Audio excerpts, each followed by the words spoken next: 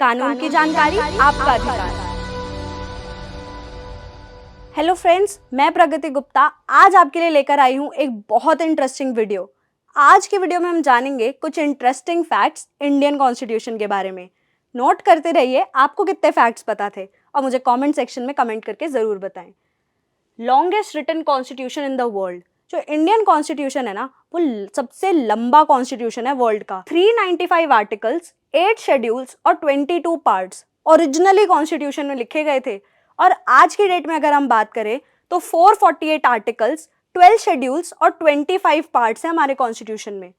अब ये जो कॉन्स्टिट्यूशन लिखा गया है, माइंड कीजिएगा, मैंने प्रिंटेड या मैंने कॉपीड नहीं बोला, मैंने बोला है लिखा गया है। कॉन्स्टिट्यूशन को ओरिजिनली हैंड रिटन इंग्लिश और हिंदी लैंग्वेज में लिखा गया है।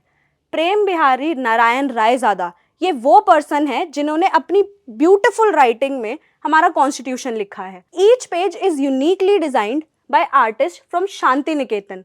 अब ये जो आप ड्राइंग्स देख रहे हैं ना, ये ड्राइंग्स शांति निकेतन के आर्टिस्ट ने हैंडमेड ड्राइंग्स हैं जो कि कॉन्स्टिट्यूशन के हर पेज पे अलग अलग बनाई गई हैं। इतना इंपॉर्टेंट डॉक्यूमेंट ऐसे ही तो नहीं रख देंगे, इसे एक special helium gas filled case के अंदर पार्लियामेंट के अंदर रखा गया है। अगर आप कभी न्यू दिल्ली विजिट करें और पार्लियामेंट हाउस जाने का आपको मौका मिले तो जरूर देखकर आइएगा इंडियन कॉन्स्टिट्यूशन की कॉपी। अब इतना लंबा कॉन्स्टिट्यूशन, इतनी प्यारी डिजाइन्स, इतनी सुंदर ड्राइंग्स, इसको 2 दिन में तो लिखा नहीं गया होगा। इसे लिखने में 2 साल 11 महीने और 18 दिन लगे हैं। याद रखिएगा, 9 दिसंबर 1946 को कॉन्स्टिट्यूएंट असेंबली पहली बार बैठी थी और 26 नवंबर 1949 को कॉन्स्टिट्यूशन बनके तैयार हुआ था। तो 2 साल 11 महीने और 18 दिन लगे इतना लंबा कॉन्स्टिट्यूशन लिखने में। अब मैंने बता तो दिया आपको कि कॉन्स्टिट्यूशन लिखा गया है, पर क्या किसी एक मेंबर ने लिखा है? क्या सिर्फ BR अम्बेडकर जी ने बैठकर लिख दिया कॉन्स्टिट्यूशन?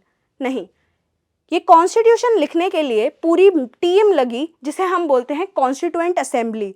ये कॉन्स्टिट्यूएंट असेंबली एक 298 मेंबर्स की एक टीम है जिन्हें इनडायरेक्टली इलेक्ट किया गया था, जिसमें से 15 विमेन थी। एक बहुत इंटरेस्टिंग फैक्ट आपको बताती हूँ। आपको हमेशा से सिखाया गया होगा कि डॉक्टर राजेंद्र प्रसाद पहले प्रेसिडेंट थे कॉन्स्टिट्यूएंट असेंबली के, पर नहीं, पहले प्रेसिडेंट सच्चिदानंद सिन्हा जी थे। जब पहले दिन कॉन्स्टिट्यूएंट असेंबली बनी तो एक टसल छिड़ा कि कौन इसका हेड होगा, कौन प्रेसिडेंट बनेगा। तो उस टाइम पर जो ओल्डेस्ट मेंबर थे यानी कि सच्चिदानंद सिन्हा जी, उन्हें उस टाइम का इंटरिम प्रेसिडेंट बनाया गया। बाद में कुछ समय बाद जब इलेक्शंस हुए तो डॉक्टर राजेंद्र प्रसाद जी को कॉन्स्टिट्यूएंट असेंबली का प्रेसिडेंट बनाया गया। याद रखिएगा, 2000 से भी ज्यादा अमेंडमेंट्स किए गए हैं हमारे कॉन्स्टिट्यूशन में।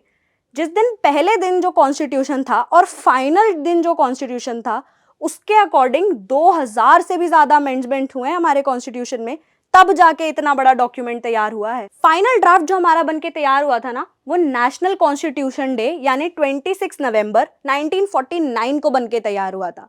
पर हमारा रिपब्लिक डे यानी कि 26 जनवरी, वो तो हम जनवरी में मनाते हैं। तो ये जो बीच के 2 महीने हैं, ये कहाँ गए?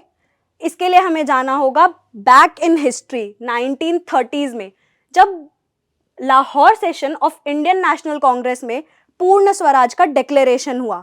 तो जब हमारा फाइनल कॉन्स्टिट्यूशन बनके तैयार हुआ तो पंडित जवाहरलाल नेहरू जी ने बोला कि हमने पूर्ण स्वराज डिक्लेयर तो 1930s में ही कर दिया था, 26 जनवरी को करा था।